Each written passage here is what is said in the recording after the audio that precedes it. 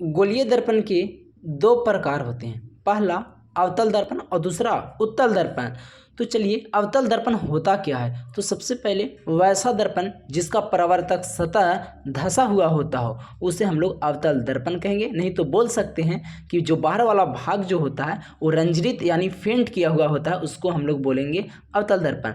अवतल दर्पण को अभिसारित दर्पण के नाम से भी जाना जाता है, याद रखेंगे, ऑब्जेक्टिव में कभी कभी पूछ देता हो। उसके बाद आइए उत्तल दर्पण क्या होता है। तो वैसा दर्पण जिसका परावर्तक सतह उभरा हुआ होता हो या बोल सकते हैं कि उथला हुआ होता हो, उसे हम लोग उत्तल दर्पण कहते हैं।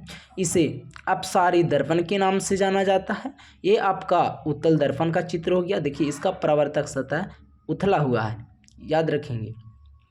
उसके बाद समतल दर्पण क्या होता है। तो बोलेंगे वैसा दर्पण जिसका परावर्तक सतह समतल होता हो उसे हम लोग समतल दर्पण कहते हैं। जैसे घर में रखा हुआ आईना जो होता है आपका समतल दर्पण, सैलून में हो गया, ये सभी समतल दर्पण होते हैं, याद रखेंगे। और इसका उपयोग हम लोग चेहरा देखने में करते हैं, याद रखेंगे। उसके बाद जो होता है ये समतल दर्पण का जो एक पट्टी पेंट किया हुआ होता है ये सिल्वर नाइट्रेट का होता है।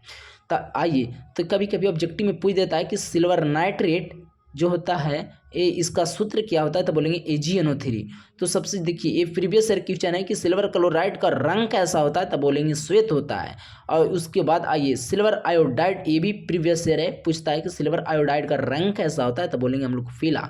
और एक होता है आपका सिल्वर ब्रोमाइड जिसका हम लोग फोटोग्राफी कैमरा में यूज करते हैं, उसको बोलते हैं AgBr।